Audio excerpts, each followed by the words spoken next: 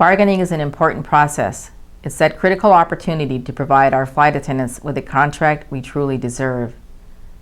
It's a pivotal chance to transform creative solutions into reality.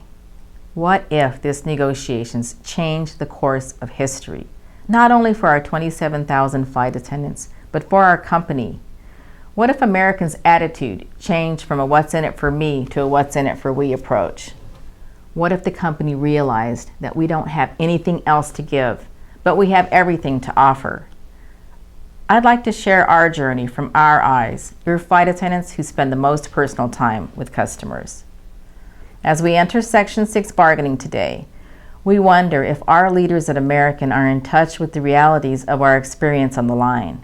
We wonder out loud if our profession, as we once knew it, is even salvageable. How it went from a coveted career to a job that is so disrespected. How the public face of American Airlines turned angry, frustrated, and hopeless. It's hard to grasp that our flight attendants sacrificed billions of dollars through structurings, bankruptcies, and mergers. And we're all asking, were our sacrifices worth it? Did we get misled by our own company? What about all those promises? Promises made to your flight attendants. Promises made as our take-home pay went down, our healthcare costs went up, and quality of life went out of the window. Promises that we would build a world-class airline together, that we would offer the best in customer service, that we would have the tools we needed to do our jobs, that our new state-of-the-art scheduling system would make our lives better, that reserve would go down, not up, that our pay and benefits would recover and lead the industry once again. We were promised all of those things, but words mean nothing until put into action. Instead of making good on your promises, we were forced to work under a contract negotiated under dubious circumstances and under severe time constraints. A contract the company blatantly violates constantly, twisting the intent and making up language as they see fit. We've endured uniforms and cabin air that make us sick, unjustified transfers, constant system glitches, and a punitive sick policy. Airplanes got newer, fuller, tighter, and air rage became the norm. We've continually apologized for the state of our airline. I'm sorry, but there was no catering today. I'm sorry, but we no longer have blankets. I'm sorry, but only first class gets free food. I'm sorry you can't work on your laptop when the person in front of you reclines their seat. Our flight attendants are rightfully asking, when will it get better? When will it end? So looking back, how do we really feel about our part in creating the world's largest airline? Well, with all honesty, we see the deal as if we were taken advantage of.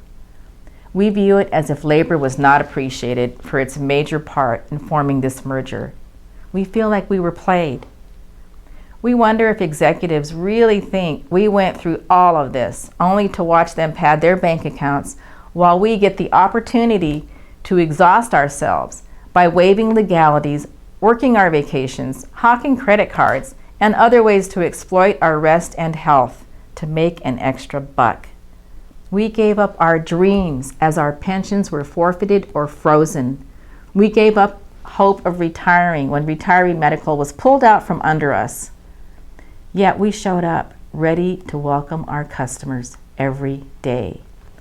While management showed up with missed implementation and FOI deadlines, unfair practices creating division, poorly trained crew schedulers, system failures and glitches, problems with our pay, and skyrocketing reserve. We kept our end of the deal. We kept our word 100%. We took care of our customers, we took care of our airline, all while meeting our own deadlines and safety responsibilities. Our word was gold, except it was your gold, not ours.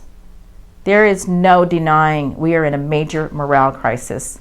And if there is an opportunity to overcome this crisis, it must occur in these contract negotiations. American Airlines has full authority to say yes to recalibrating our relationship.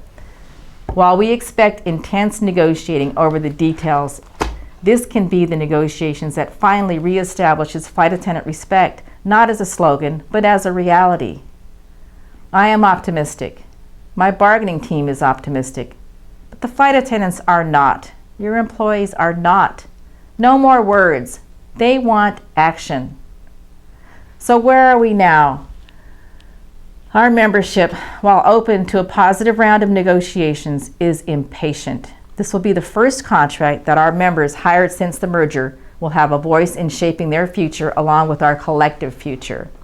But we do believe there is a path forward. We have seen Doug and Robert show their positive managerial style and personal integrity when they solved tough problems with us.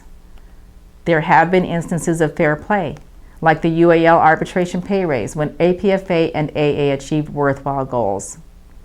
We know American can make these negotiations successful. Imagine 27,000 happy frontline ambassadors for American. Imagine the domino effect on customers and shareholders. There's no price tag on morale. We invite American Airlines to join us in this critical undertaking. Our flight attendants, who I am honored to represent, are quite simply the best in the industry, and I look to American to reward our top-notch professionals. Starting today, these negotiations will not just be vocalized by my incredible bargaining team, but also amplified by the voices of 27,000 plus members. And while we may have our differences, make no mistake that we are unified. We will move steadfastly toward a contract my members have long waited for, a contract they have already proven they are worthy of and deserve.